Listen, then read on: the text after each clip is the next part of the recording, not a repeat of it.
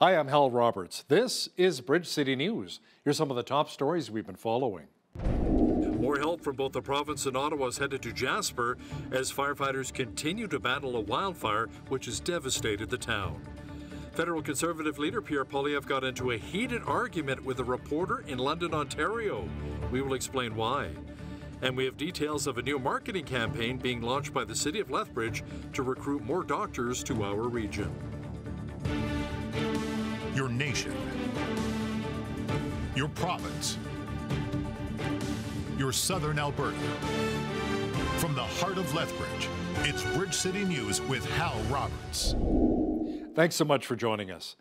Premier Daniel Smith says early reports indicate up to half of all buildings in the historic Rocky Mountain resort town of Jasper have been lost in a wildfire. Crews continue to try to protect the town's remaining buildings. This after around 20,000 park visitors and around 5,000 residents fled the area on a moment's notice on Monday night. There is no denying that this is the worst nightmare for any community.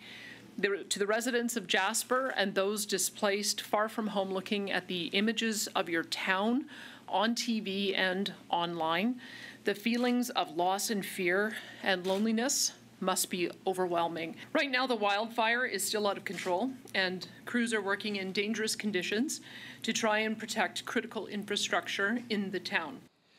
The federal government confirmed that all necessary resources are being brought in to help firefighters who are battling the blazes in Jasper. Federal Emergency Preparedness Minister Harjit Sajjan says given the intensity of the fire, every request for federal aid has been approved.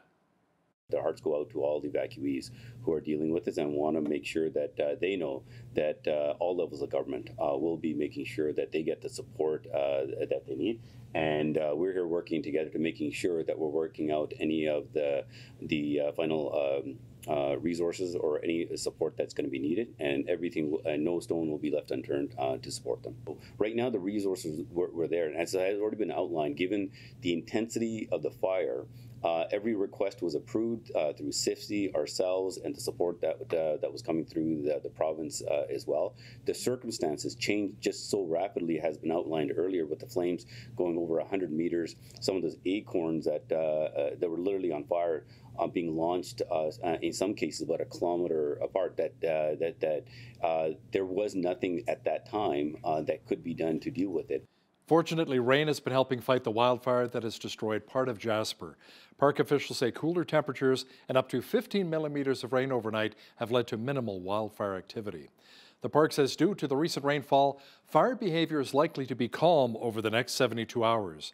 While more rain is expected today, temperatures are supposed to return to the mid-20s by Saturday, which officials say could lead to an increase in fire activity once again. So who's to blame for the Jasper wildfire and the incredible devastation it left behind? Do we blame the pine beetles, the federal government? James Galt is the vice president of the Alberta Union of Provincial Employees, and he says the province should also shoulder some of the responsibility. On the 22nd of July, Minister Lowen did say that he received modeling information that said that a wildfire that was already started was about 5 days away from the town. That's what he told Politics, Power and Politics on that day. If they knew that the wildfire was in 5 days away, why did we wait that long before we called in the military? Why did we wait before we've done anything? We know that Alberta was involved. We know that when the evacuations were being done, we know that Mike Ellis talked when it was 12 kilometers away. So clearly, the province knew.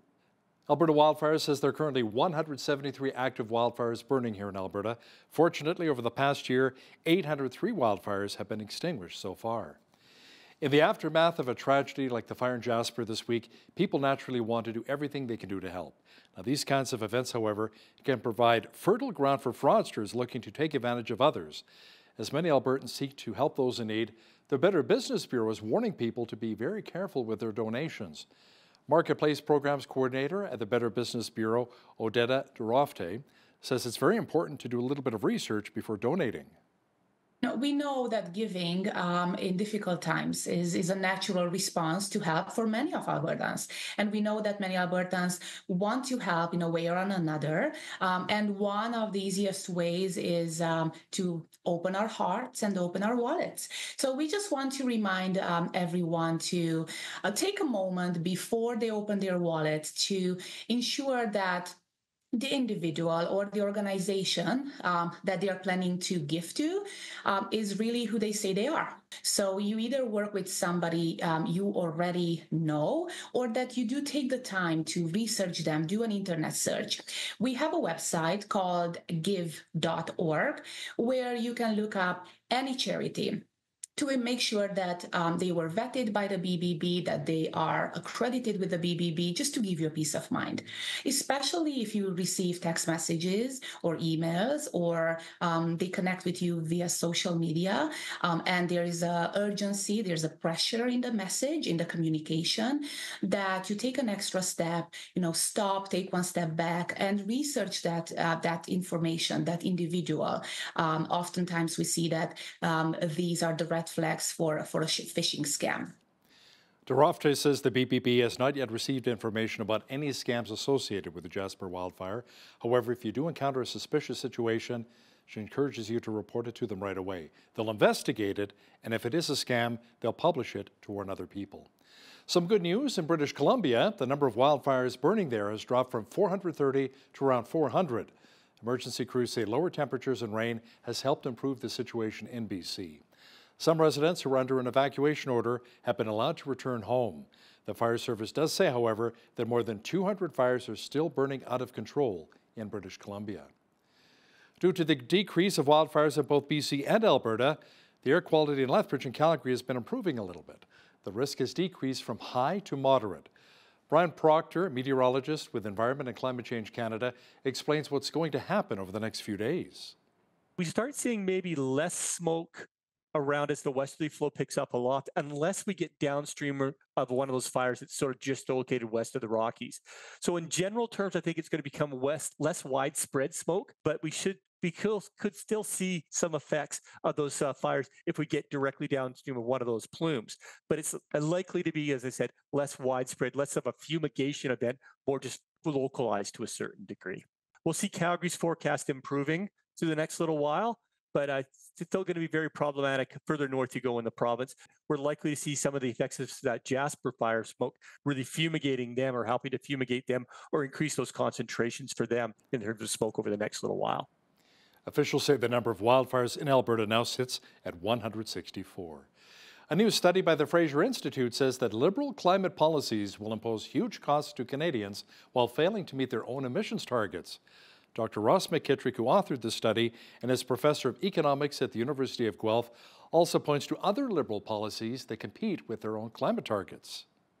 One of the big drivers of emissions growth is population growth. So at the same time as they're saying we want to have income go up and we want to have emissions go down, and we're going to have extremely rapid population growth through their various immigration programs, they can't all work together. They can't do all three. And in particular, with the emission targets, they would barely make sense if they stuck to historic rates of population growth. But once they started bringing in a number of people and trying to hit a 2% population growth numbers, it just became impossible to even reduce emissions, really.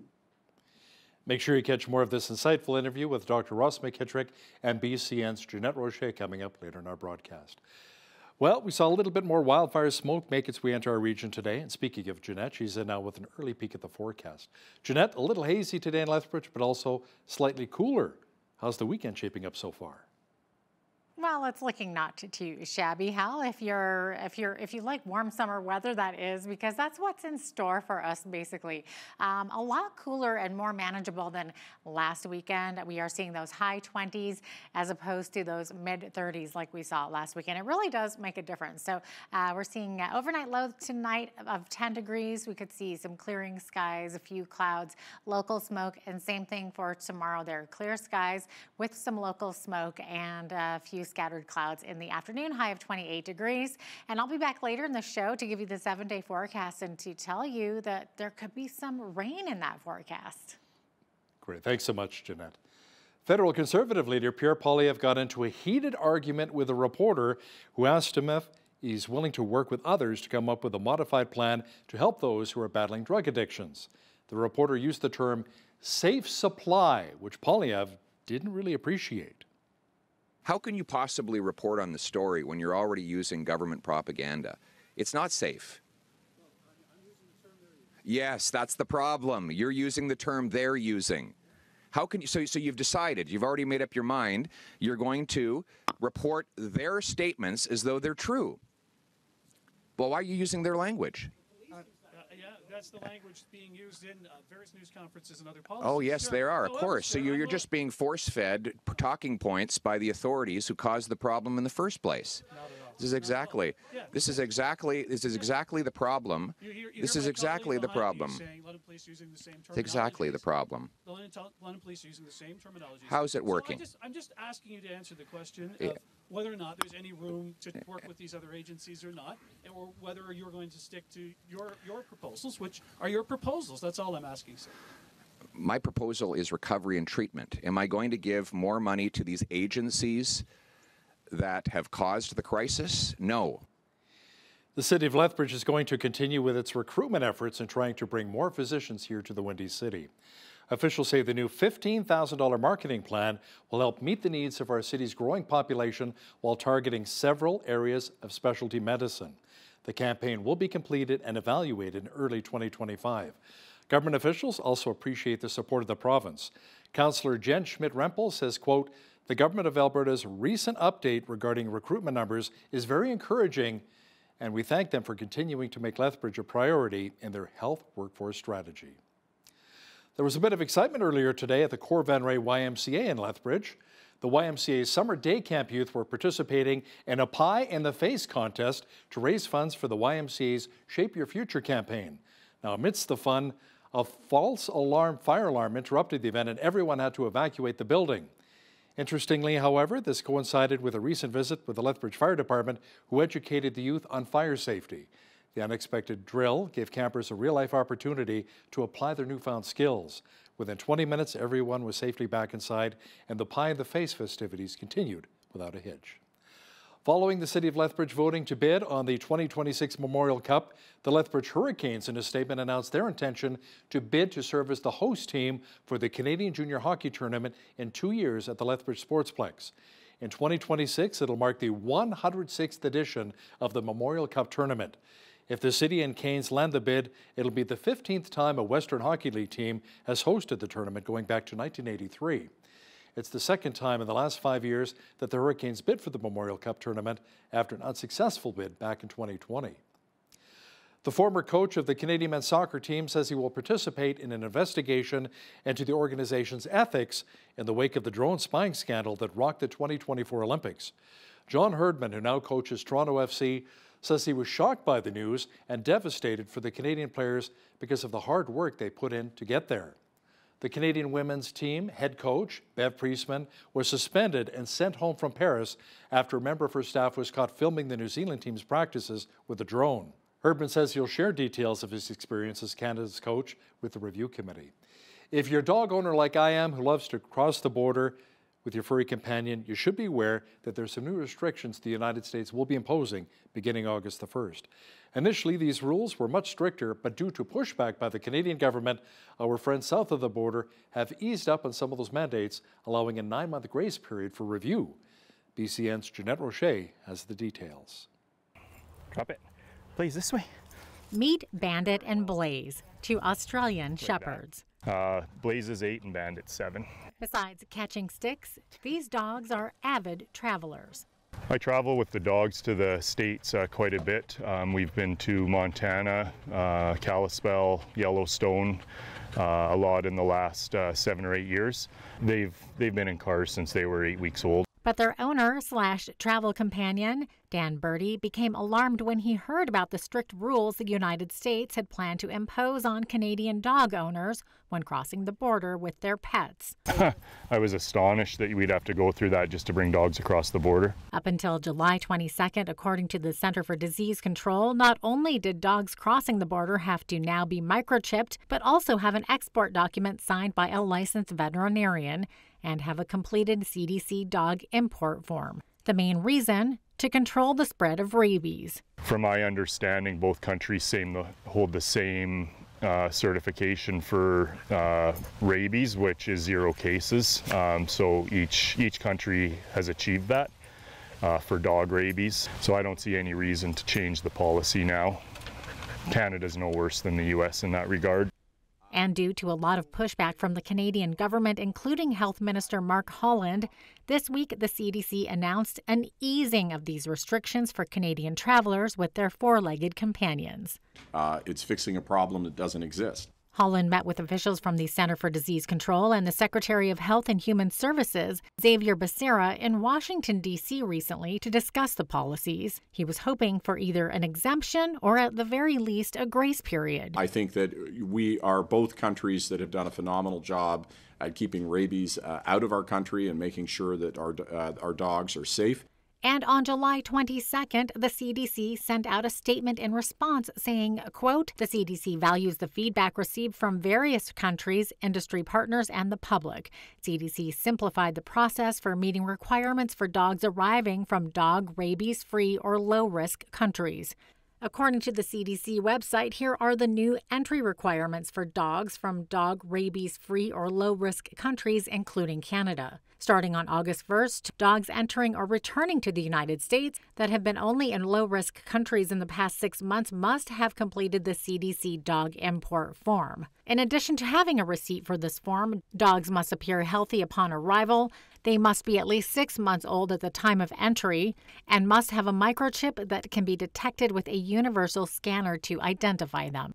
Something that could still add a bit of cost to the travel budget. So it's going to cost about $300 for both dogs to be microchipped. One thing that won't cost a penny, though, is the dog import form. The free form can be found on the CDC website, and a receipt will be emailed to the dog owner upon submission of the form.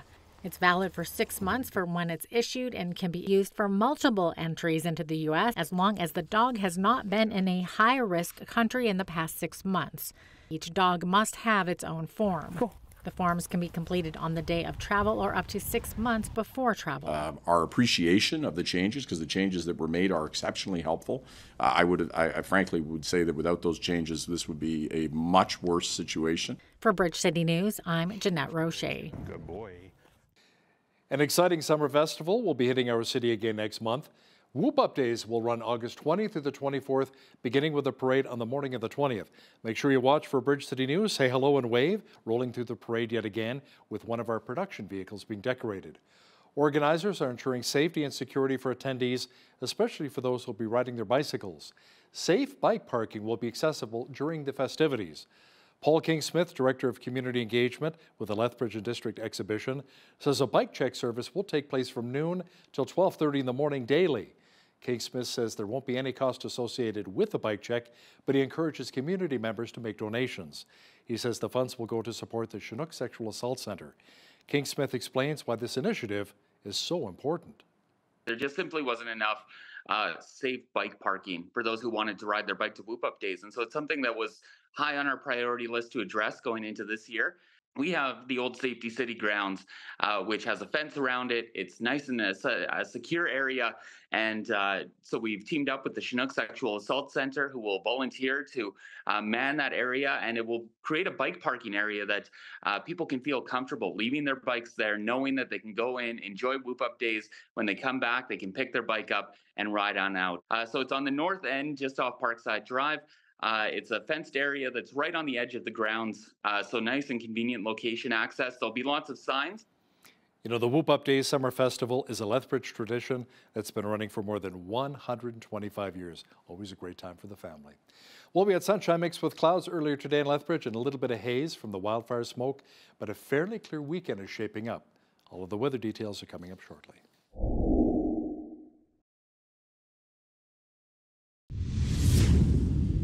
There's so many wildfires burning in both British Columbia and Alberta. Thanks again to the many brave firefighters who have been battling those blazes. Thank you as well to one of our viewers, Linda Gay Monat, in the Hinton area. She sent us this photo. She was sitting out having her morning coffee when a helicopter with a bucket gathered some water from a nearby pond right in front of her. Water being used to combat the wildfires in the northern part of the province. Thanks again, Linda. We really appreciate when our viewers send us pictures. Please keep them coming. Jeanette Rocher is now with a quick look at our weather picture. Jeanette, many regions of the province have seen smoky conditions, including here in southwestern Alberta.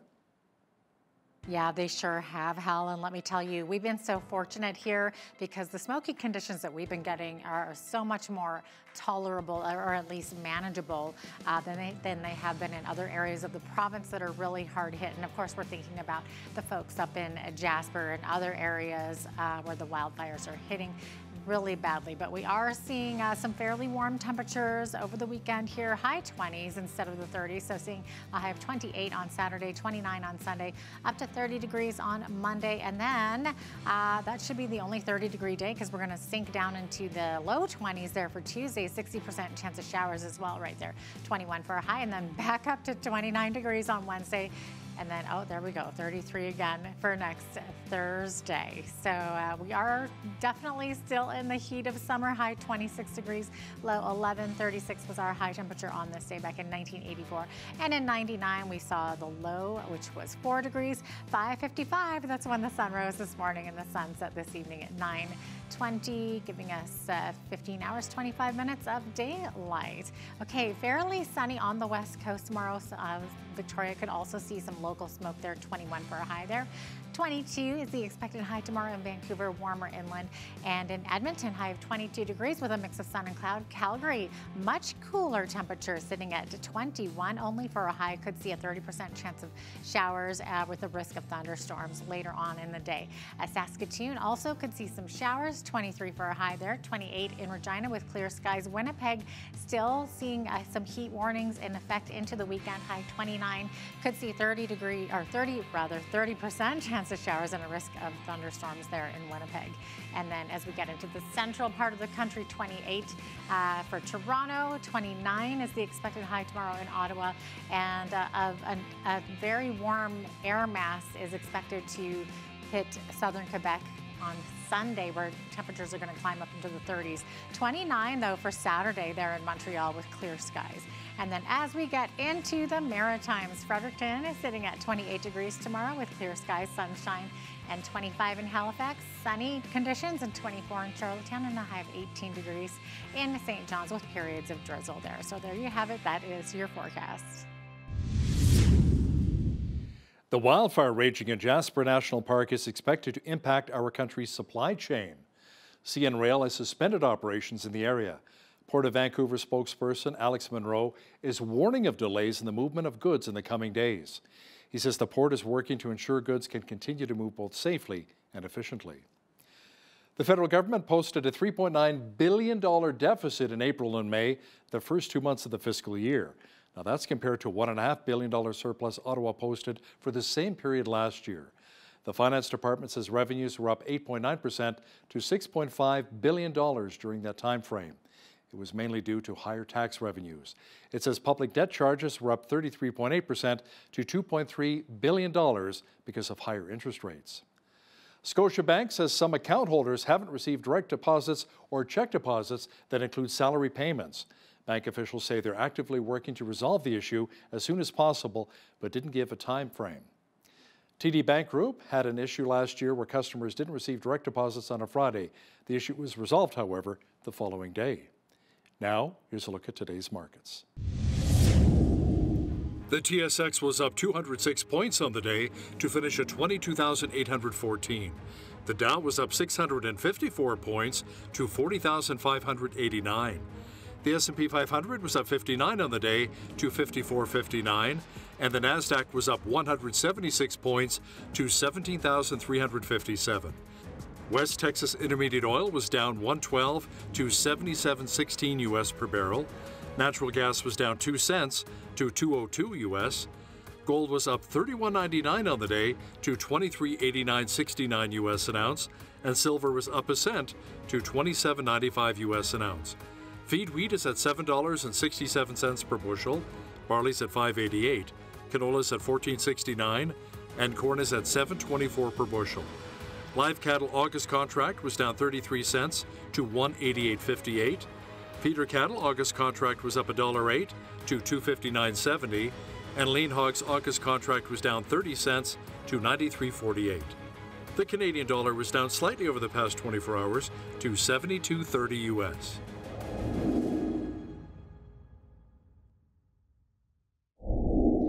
Recapping one of our top stories, Parks Canada says 358 structures in Jasper are now gone from the wildfires still burning in the region. Premier Daniel Smith says fortunately schools, hospitals, and water treatment services are still intact in the town. She says it'll be a while before residents will be allowed to return to their homes and businesses. She did not offer a timeline as the fire continues to burn. There are some who believe that the Trudeau government's climate policies are hurting Canadians in a wide variety of ways. A study by the Fraser Institute supports that claim. The man who authored the study, Dr. Ross McKittrick, will share details with us momentarily. When you see news happening in your community, be sure to drop us an email at info@bridgecitynews.ca. Also, be sure to visit our website anytime to check out a number of stories and interviews.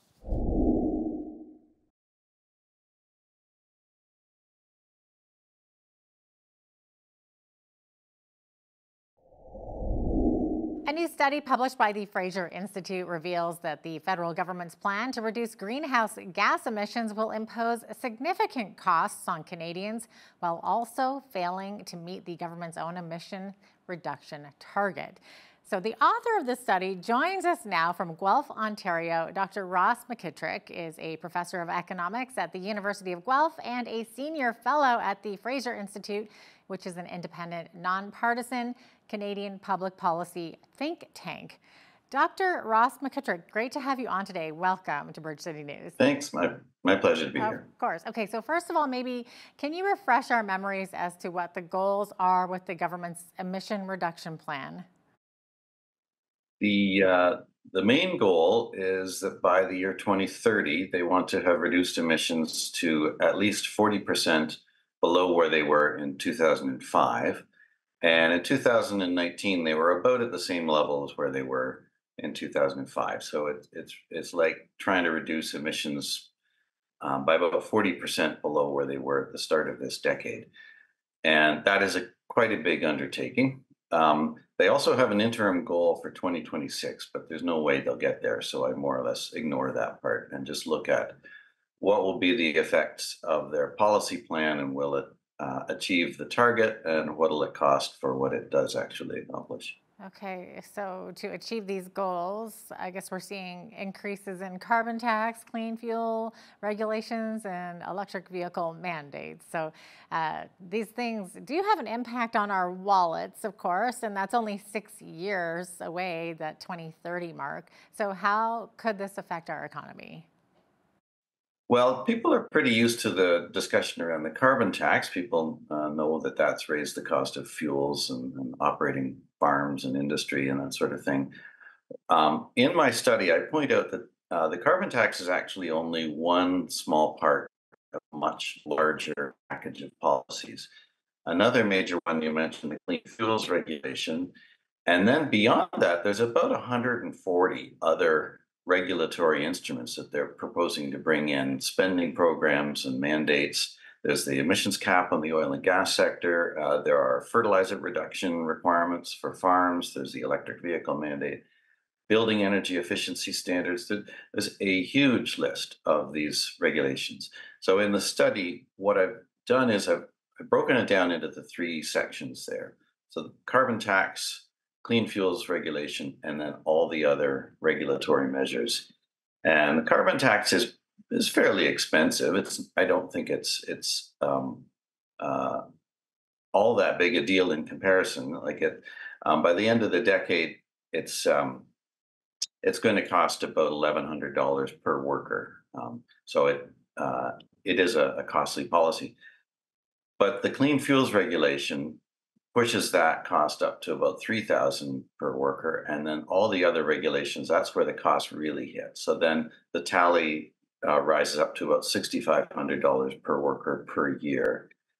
And for all of that cost, which I think is just so expensive that they're not going to succeed in maintaining these policies. But if they did, it would only get them a little over halfway to the goal of 40% emission reduction. Wow. So that's a lot the of overall expense message is for what the outcome is. right. And even on their own reckoning of what the benefits are of reducing emissions, and I think that they've overstated the benefits, but even if we Yeah. take that at face value, the package costs at least 3 times as much as the benefits that they say it will generate. Well, I guess because their argument is that the Liberal government is using is that any negative impact on the economy is still worth the cost because it's saving the planet from the damage of climate change. But your study, of course, is suggesting that some of those climate damage claims are misleading. Yeah, I don't go into that part in too much detail. They put out some work last year saying what they thought the value is to the global climate of reducing emissions in Canada, and they peg it at around $200 per ton. And I've written before about how they came up with that number and why I think it's a gross exaggeration. But even if, like I say, we take it at face value, their policy package costs far more than $200 per ton, and some elements of it will be up over $600 per ton. So on really any reckoning, including their own calculation of it, it costs too much. It's putting a huge cost burden on Canadians, and it's more expensive than it needs to be, just because it's so much regulation. It's going to be an extremely inefficient way of trying to reduce emissions. Yeah. So if all of these emissions reduction targets are perfectly met within this time frame, and you're saying that they're not going to meet that target, you're saying, what was it, 40% of the government's own 40% by 2030. How did they miscalculate somehow, or just an oversight? It's always been a puzzle where they come up with these numbers, and I really think that one part of the cabinet doesn't talk to another part, because one of the big drivers of emissions growth is population growth.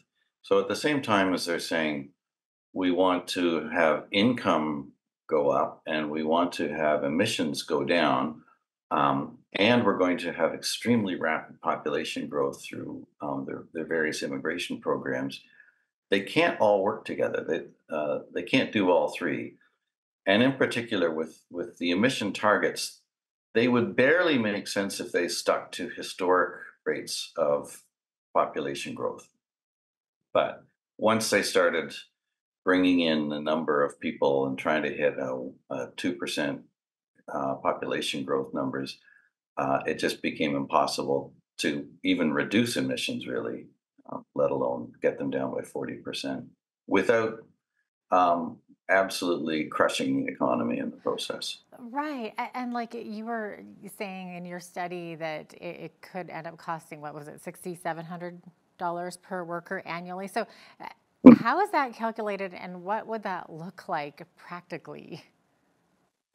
Well, as far as how it's calculated, I have use of a large macroeconomic model that has a lot of detailed representation of every sector in the economy and all the provinces and the tax system and things like that. So it's a matter of representing the carbon tax itself, and then the costs of things like the clean fuels regulation, the cost of EVs and building code changes, just building all those into the model, and then it tracks. For instance, if productivity goes down in certain sectors, or if production costs go up, where all those costs get transmitted through the economy. And so it's a modeling process. I think people lose sight of the fact that while the carbon tax is expensive, the money does reappear at various points. Not all of it. A lot of it gets wasted, but some of it reappears. But when they put these regulations in place, those they reduce productivity. They raise the cost of producing goods and services, but there's no offsetting benefit. There's no new money that's created in the process. So Regulatory measures typically are much more expensive for accomplishing these kinds of goals compared to something like the carbon tax. And a lot of those regulations, they haven't really kicked in yet. So people aren't really feeling the pinch of them, and they may not even be aware that they're coming. They also have really much smaller effects on emissions. So the reduction in emissions that you get from things like the EV mandate, it's very small. Like it'll take decades before that really has an effect on emissions in Canada, but there are a lot of very large upfront costs to it. Yeah. You mentioned off the top there farmers, and they're affected as well. So I understand that farmers are expected to reduce their use of fertilizer by 30% by 2030. And that seems, I don't know, maybe unrealistic. So what are your thoughts on that? Yeah, and in that case, I mean, the farmers in Canada have long been working at reducing fertilizer use. It's a costly input. They don't waste it. And they get a lot of productivity out of the products that they do use. So this is a case where you have the Minister of the Environment who really has no knowledge about agricultural practices, but he hit upon this idea of forcing the farmers to reduce fertilizer use and just sets a target. And then it's up to the agricultural sector to try to cope with it. Ultimately, the way it shows up in an economic analysis is it raises the cost of producing what you are already producing. So if it's still going to be a wheat field or a barley field that you're growing and you can't use the fertilizers that you used to use, you either produce less or you try to produce the same amount, but you have maybe a more labor intensive or you have to swap in some other inputs that you weren't otherwise going to use because they're costlier. So the ultimate effect is it raises the cost of production, reduces productivity, and just pushes us further in this trend, which is a big problem in Canada, that we have had very little productivity growth, and that fundamentally undermines the capacity to raise incomes in the future. You talk a lot about electric vehicles. So what are some of the problems with the government's EV mandate? What kind of feedback are you hearing from the business sector on this, for example? I published separately a very detailed study of the EV mandate for Canada. Right now, the market quickly grew around affluent households wanting, Teslas and cars like that. They had a bit of a cool factor to them. But people have also discovered that there are currently very practical difficulties. The electricity is much more expensive than it used to be, and there aren't that many charging stations for what people need. And especially when you get out of the big urban centers, you may just not have any access to charging stations at all. And then they aren't as useful in all weather conditions, especially in Canada. So proponents of EVs like to point to the fact that some things like batteries are getting cheaper to produce, which is true. But a lot of the things that go into making an electric vehicle are single sourced from China. And China is not going to give us any price cuts on these things. They have an EV industry of their own. They would happily price us right out of the market. So the costs aren't coming down fast enough to meet the EV mandate target. If the technology changes dramatically in the next few years, and if EVs suddenly become really cheap and popular, we don't need a mandate. People will make the switch voluntarily. But if you have to force people to make the switch, essentially you're saying, okay, you can no longer buy a $30,000 Honda or Toyota or something like that. You have to buy a $70,000 EV and get worse performance out of it. And that's the sort of thing that it obviously makes most people worse off. And it just adds to the cost of living in Canada. Yeah, definitely. I feel like there could be safety factors as well with EV. I mean, the thought of being stuck somewhere where there is no charging station is a little bit terrifying. Hopefully they'll increase that or improve on that. Also, I was surprised at how quiet these vehicles are. I mean, and how fast as well.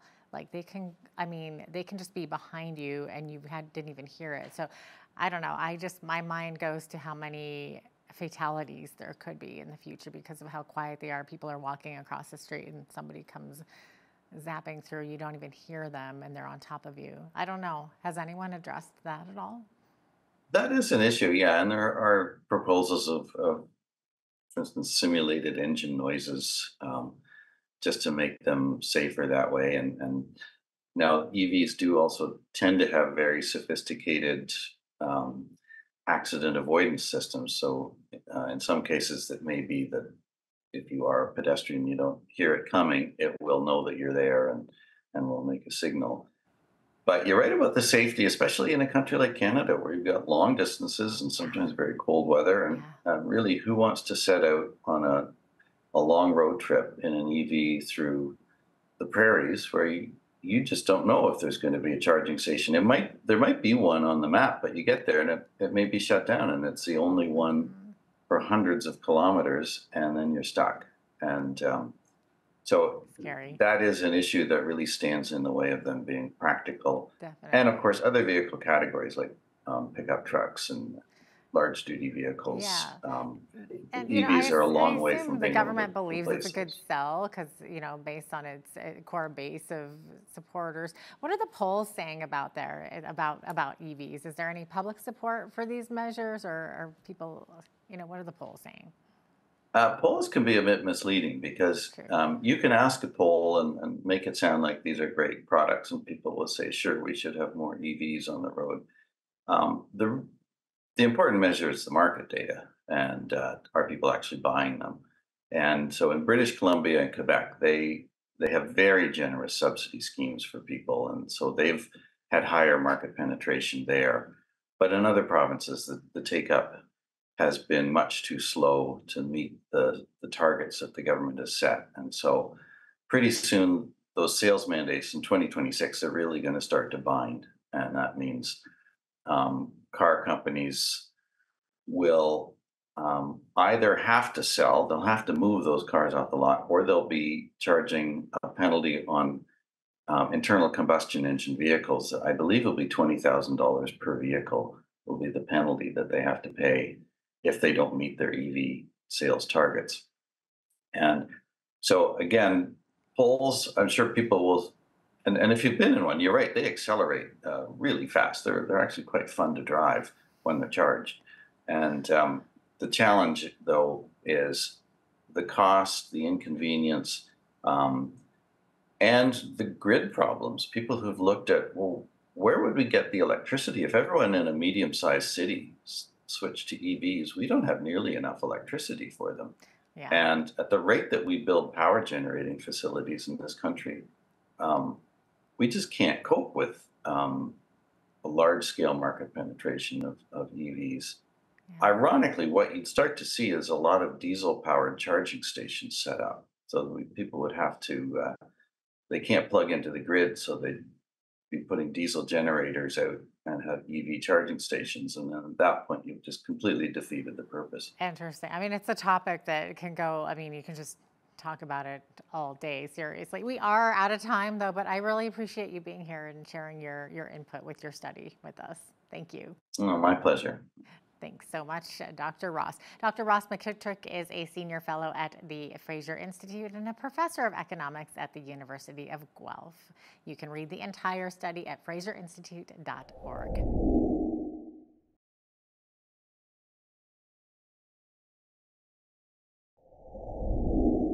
Well, if one of our loved ones should ever find themselves in the hospital in need of blood or blood plasma, we are so thankful for a supply of uncontaminated blood to help us out.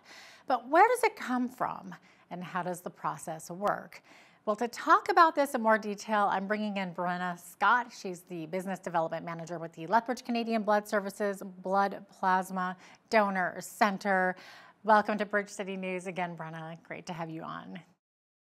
Hi, thank you so much for having me today. Absolutely. Okay, so maybe first explain why blood and blood plasma donations are so important.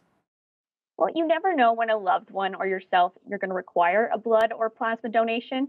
So we really want to make sure that Canada's Lifeline is strong and we have what's needed for any health conditions that Canadian patients might have either now or in the future as well. Maybe explain what blood plasma is exactly. How does it differ from regular blood that someone might want to donate? So plasma is a protein-rich yellow liquid that helps blood components like your red cells, your white cells, and your platelets circulate throughout your body. Plasma is 55% of your total blood volume, and what it does is it helps your body repair and heal tissue and helps fight infections. Okay, so it's better to fight infections with the plasma instead of with the blood, basically?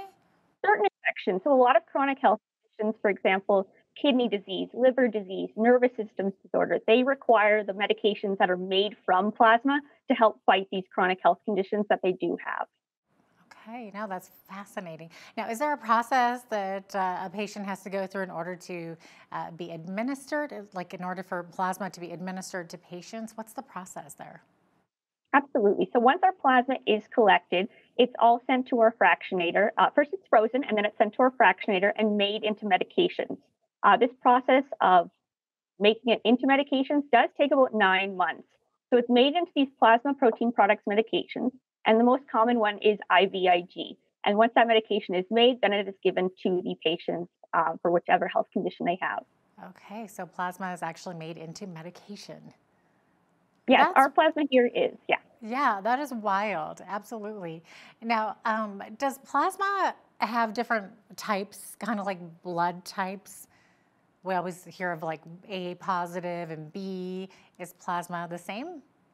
It is not. So for plasma, there aren't any types. It's all just pooled together. But if people are interested in knowing what blood type they are, when they come in for that first donation, after they donate, they will find out within 48 hours what their blood type is as well. Because I know people always like to know which blood type they are. Yeah, exactly. So who maybe is not able to donate plasma? Are there certain restrictions?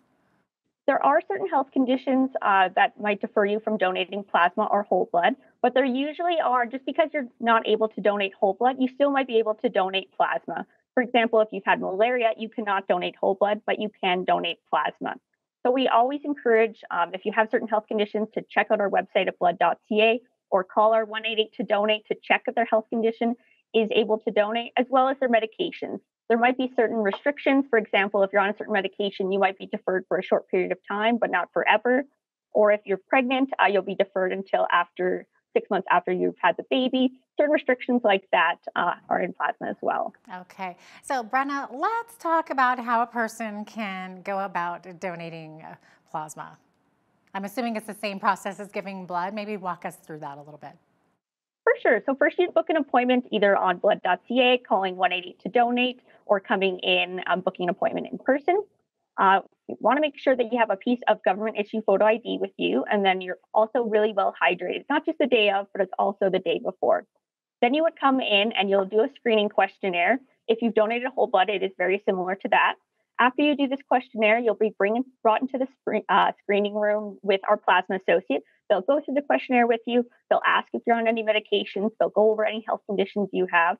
Then you're brought over to the donor bed. It's still just the one needle in your arm. And then your blood comes out as normal. And it actually spins in a centrifuge beside the donor. And that centrifuge spins the plasma out of your blood. We keep the plasma, and then your red blood cells and your platelets are all given back to you through that same needle. So we do that back and forth process, kind of like dialysis, until we get a full plasma donation. And how much you're able to donate is based on your height and weight. So, a very tall, for example, football player might be able to donate more than, a small 5 foot tall female. And then after you donate, it takes about 35 to 40 minutes on the donor bed. We'll have you sit for 5 minutes afterwards just to make sure you're feeling okay. And then you'll get some great snacks and we'll send you on your way. Right. So it sounds like a little bit more of a tricky process than just donating blood. So I would assume that it takes longer as well. Exactly. Yes. We do say set aside about an hour to be in the donation center, which we realize is, more time than it would be for whole blood. You're on that donor bed about 35 to 40 minutes. Okay, actually that's not bad considering it's almost like you're giving yourself a blood transfusion there. That's kind of it's a very different process. And when people see plasma for the first time, it is interesting to see because you're used to seeing your whole blood, that deep red color, but your plasma is this yellow kind of straw colored or liquid gold as we call it. So it is different to see for that first time for sure. That's bizarre. Compared to how long does it take to just give regular blood? It's more like that 20 minutes or so, right?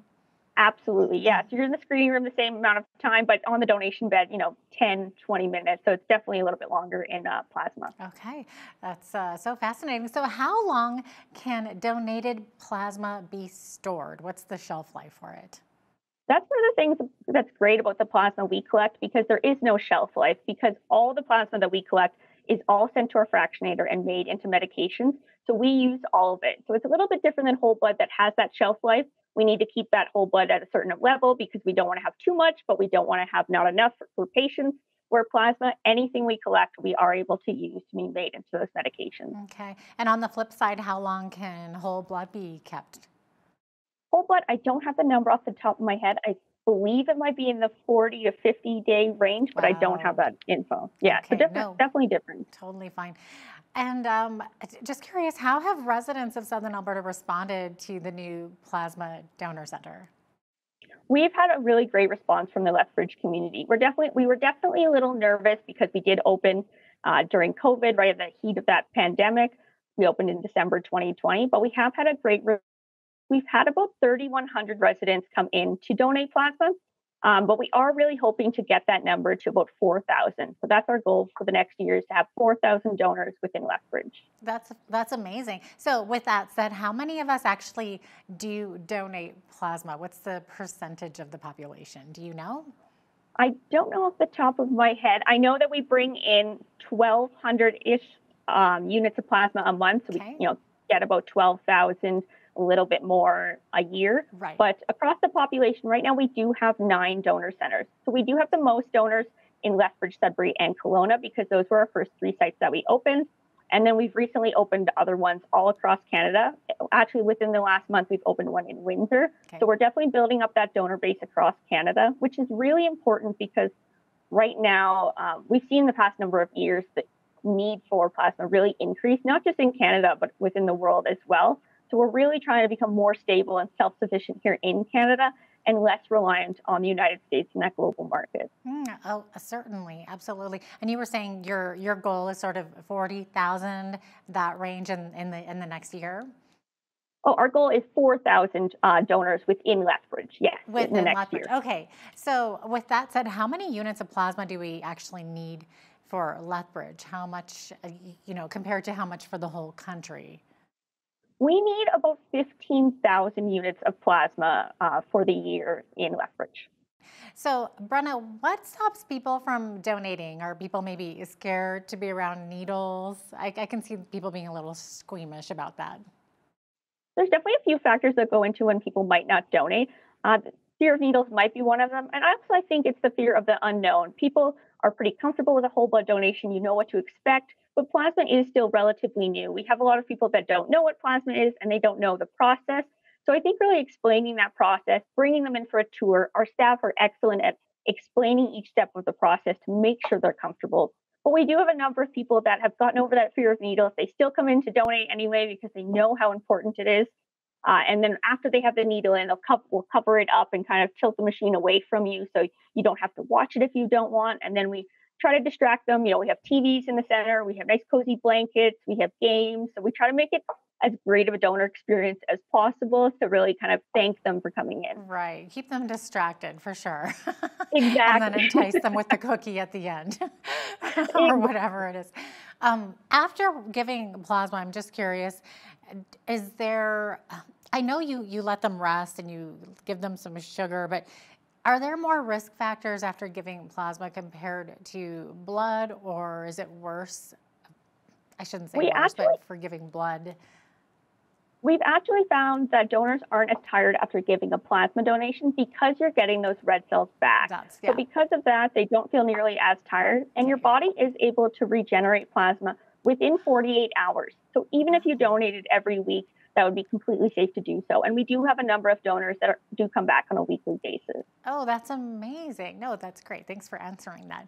And, of course, also, Brenna, people might also ask, how safe is our plasma today? Like, does each and every donation actually go through some tests? Absolutely. So anyone that donates, we do take a couple vials of your whole blood, and it's all sent to our testing site in Calgary. So everyone is tested. If by chance that we find something in your blood that you're sick, or we find any kind of health condition, we will quarantine that plasma unit and not use it. So it is incredibly safe to donate plasma, and it's incredibly safe, the process and testing that goes through before we have it made into medications for Canadian patients. Okay, great. And how are you doing there for volunteers here in Lethbridge? Is there a certain need in that department?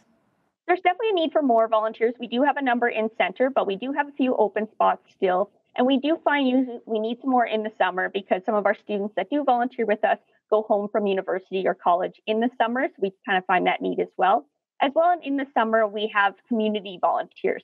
So we try to be at a number of events in the community in the summer to help promote plasma, whether that be at Whoop Up Days or the farmers market or any kind of big events that are happening.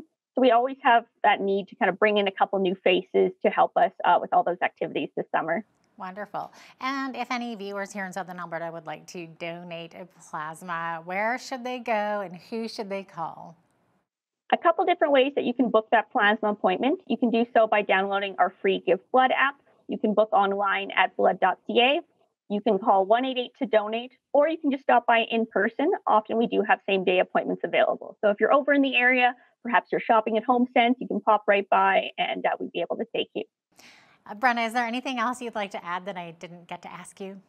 Oh, I guess I will say one of the recent changes that we've had at the beginning of December in Canadian Blood Services is there used to be a deferral for people that lived in the United Kingdom or Ireland or France during that mad cow outbreak. And it used to be a deferral for both whole blood and plasma. And we've done a lot of research and studies into that. And at the beginning of December, we took that deferral off. So if you did live in those areas in the past, you are able to donate now. And that was a common question we got in the community of, they've lived in Canada for X amount of years, but we still weren't able to take them. So we are excited to hopefully bring in some new donors that have been deferred for years, and hopefully they'll give us a chance and try plasma. Oh, that's wonderful news. Well, Brenna, thanks so much for being with us today. Appreciate having you on. Thank you so much for having me. Absolutely. It's always a good educational piece there. Thanks so much for that. Brenna Of Scott. course. Yeah, Brenna Scott is the Business Development Manager with the Lethbridge Canadian Blood Services Blood Plasma Donor Center. I'm Jeanette Roche on behalf of all of us here at Bridge City News. Thanks so much for watching.